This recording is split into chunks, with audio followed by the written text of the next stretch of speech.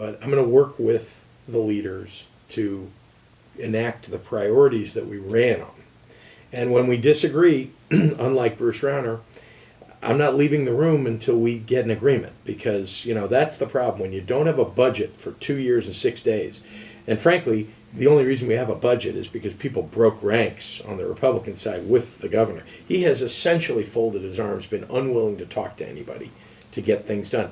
I'm not that kind of person. I have gotten a lot of big things done over the years, and I've talked about some of those things. 230,000 kids getting school breakfast, and thousands of kids getting quality preschool and childcare, and thousands of jobs in nonprofit small business incubator, and running the Human Rights Commission, and so on. All of those things have one thing in common: the way that I accomplished them, and that was, you bring people together even when you disagree with them, and you provide them with a vision, and then you incorporate their ideas in order to get them on the bandwagon working toward the vision, and make sure that you are, dead set, all of you, on accomplishing it. And it usually works when you do it that way. And there's too little of that in Springfield. People don't work together to get things done, and you don't have somebody providing a vision for how to get those things done, or coming in with that independent leadership that's required to really lead. Bruce Rauner's failed at that miserably. Speaking of leadership and what you hope to achieve as a governor, there's a lot of talk in the social media, different circles, about questioning your ability to lead. They say what you will bring to the table, you'll say one thing one day and another thing another day. How can you try and connect with the people to regain their trust? When you say one thing one day and one thing another day, what example do you have of that? Because that's not anything in my background. I mean, I have tried hard to focus on things that have mattered through the course of my life. I mean, I'm 20 plus years fighting for universal preschool and universal childcare, and I'm expanding school breakfasts. I mean, those are all things. I didn't change my mind about any of those things, and building up Chicago as a technology hub is something that I've been working on for really, I guess it's 20 years now, and it has become one of the top 10 technology startup hubs in the world. So I've been pretty dedicated to issues. I understand that, but there's just a sense in the community that whenever people are climbing the ladder to get to a certain point, a governor has a pretty high position, and sometimes there's talk about in the community about people changing or becoming a different person. If I can talk a little bit about that. First of all, I know that social media is a great opportunity to have engagement and for people to talk about a lot of different issues and share their opinions. But one of the things that I'm grateful for is the fact that how much time I've spent with JB, and the thing that drew me to this ticket in the first place from the conversations that we had was his authenticity, and that the things that he talked about. But wouldn't you still be concerned that the chatter is getting louder as the election season gets closer and closer? That's election season. I as an elected official, I know what happens as you get closer. And think about this. Why is it that Governor Rauner is so interested? He has a primary race, right? He has somebody running against him in his own Republican primary. But somehow he has inserted himself into the Democratic primary. And the question is why? Because he knows that he does not want to run against J.B. Pritzker. And he knows that he doesn't have a record to run on. When Governor Rauner did his state address last week, which I had I don't know if I'd call it, I mean, I was certainly glad to be there on behalf of my constituents, but to sit there and have to listen to a governor who could not give any sense of accomplishment, nothing, couldn't state anything that he had done, and then give a state of the state. So he knows he has no record to run on. He knows that our state went up to $16 billion in debt under his leadership, totally unheard of. He knows that we went 3 years without a budget. He never proposed a balanced budget for the legislature to consider. He knows that there was $1 billion in late penalty fees that state taxpayers are now responsible for. So what can he say when he comes against somebody who has ideas and plans? He attacks, and he wants to get people talking on social media. So people can talk, but I hope what people will do after they talk is that they pay attention to what's happened in our state and figure out that we need a new direction. What is your plan for engagement in many of these communities beyond the election? Yeah. Because I think everyone knows that they're courted when it's time to vote. We want your votes. Are you registered to vote? You're 17. Yo, you can vote. You'll be 18 here. But beyond the election, because that's the problem I think Yeah. that we're having, and this is what leads to what we're dealing with right now, is that Right. people tend to forget once the vote is over, and that's what we're trying to, or that's what I'm asking about right now. What are the plans beyond the election? Let's say you're successful. Yeah. What are those plans? How long will it be before we see you again? And we will be successful. So let me address that. I think the first thing I think you want to know about a candidate for governor is that they have a history of doing the things that they say they're going to do. Because you're asking, well, are we going to see you again? Are you actually going to do the things that you talk? Well, do you have a history of doing those things? Is a good question. Of getting things done that really matter. And I think that I do. And not in everything, but in the things that I've chosen to do, I've really accomplished things. And I think for the African American community, I think there are real things to point to that have had a big impact. But so that's one thing. Like what? I mean, Well, I mean, I think, you mentioned a few things, but I did, yeah. And so, for example, as I said, for more than 20 years, focused on early childhood education. Okay. That's mostly been for the kids in the African American community and Latino community too. And those are thousands and thousands of kids. but beyond the political operators and Yeah. business owners, would they know you? Right. See, that's Well, kind they're of what the issue. They're getting to know you. They get to now. know me, yeah. I mean, no, not everybody. I mean, there are lots of people I think who knew me, but I'm not famous. I wasn't famous. I don't think. I'm just somebody who was trying to get things done. I mean, and so the people I worked with were the people who I thought could help get things done. Community leaders talked about that, and nonprofit leaders, elected leaders, and So, but talking about the whole state here, and communities all across the state. I have said, from the beginning, and I really believe this, you can't accomplish the goals that you have unless you have people who actually come from the communities that are hurting or the community that needs help. So I'll give you an example that's outside of Chicago because I really want to, make sure that everybody listening and that you all know there are places in the state of Illinois that have suffered for other reasons real economic devastation.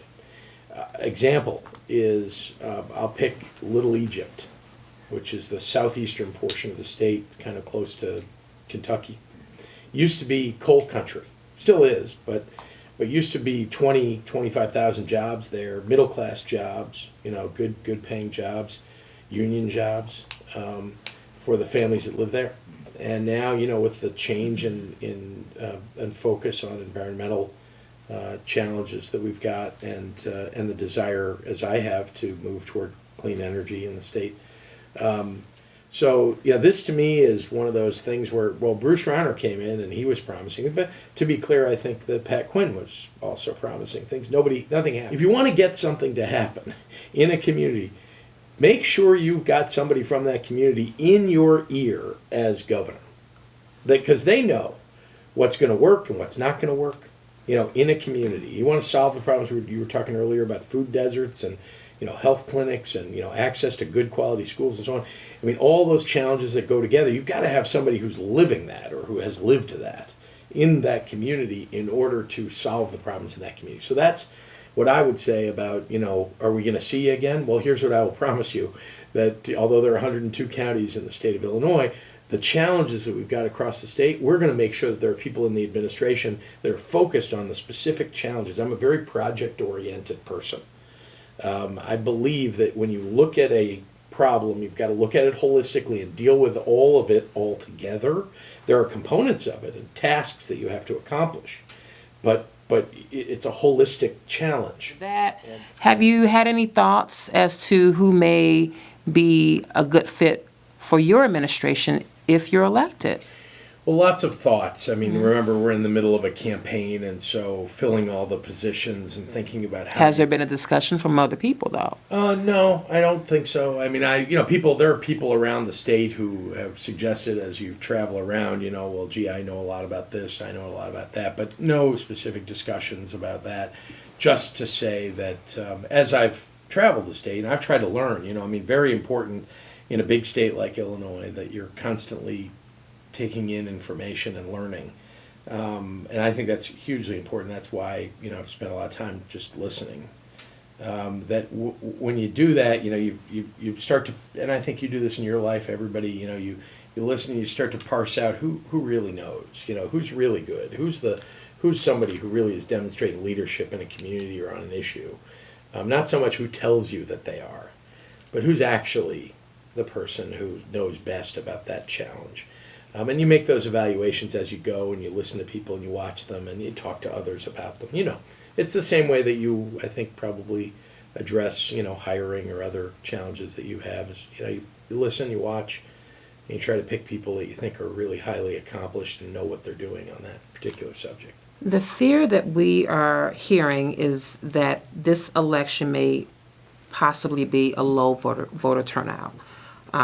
The excitement is not there as opposed to the presidential election, which is common.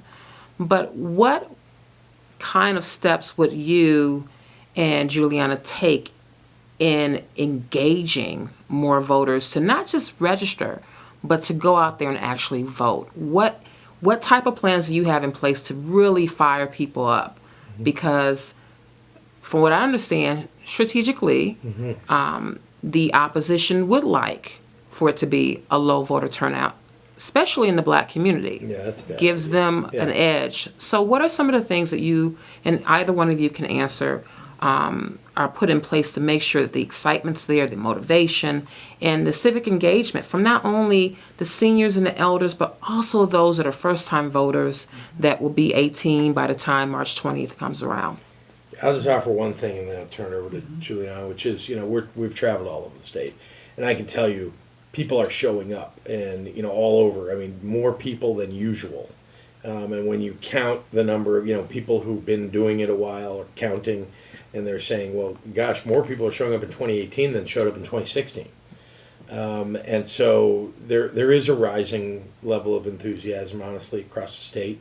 And that doesn't mean that we don't have to work on making sure we're motivating people. But I'll tell you, one big motivator for people is Bruce Rauner has failed them, and that the communities that have been hurt the most, people need change. And I hear this constantly. I hear it. I mean, people are desperate for change. They come up and talk to me wherever I go about, the need to get rid of Bruce Rauner and the need to have new leadership that's actually addressing their challenges. But Juliana's traveled a lot with me too. Yeah, well, I would first of all just call out the fact that it would be a travesty to think that it's a good strategy to have low voter turnout in our community. Yeah, that's bad. Because we want our community to vote. We want our community to be in civic. We're focusing on the issues. We're focusing on what actually needs to happen and the plans that we have. And I remember my very first campaign that I worked on was for Mayor Harold Washington. And I remember I was a college student and we did buses I was at U of I, we did buses into Chicago, and we went and got people. And that was my role, to go to people's homes, pick them up, get them to the polls.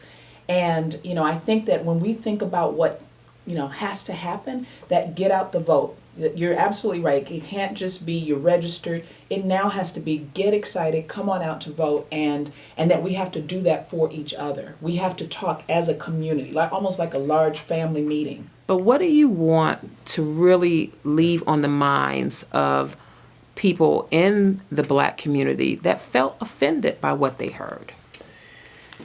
I guess two things to those who felt offended. I mean, I genuinely feel real regret about the words that I used and some of the things I didn't push back on, and that's not who I am. And I think that's another part of what I want to say. I mean, I think over decades of my life as an adult and as a kid too, but I guess I only take credit for what I by myself have done. I think I've demonstrated a real desire and a real background and experience of fighting for the African American community, doing the right thing, standing up for equality and for inclusion, and making sure that I'm living out the values that my parents left me about social justice and economic justice. And I think that actions speak a lot louder than a few words on one day. And understand that I believe strongly that we have an opportunity here to make big strides for the African American community. And that's, again, one of the reasons that I'm running, is I think that when we get to Springfield, when we are governor and lieutenant governor, that our partnership will work to the benefit of the community in a way that no other candidate has the experience doing. I mean, the big things that I've accomplished over my life and that Juliana's done over her life, together, we're going to have great opportunity. If you look at the other candidates, including Governor Rauner, who I think Juliana, so eloquently said, is just an utter failure, has done nothing. But the other candidates that are running really no big record of accomplishment doing things for the black community. And so I think that's important to take into consideration, that that's really one of our big aims here, is to lift up the community. And having a history of doing it is, I think, what do they say, prologue to what it is that I think we will do in office. Okay. Well, thank you both for joining us today.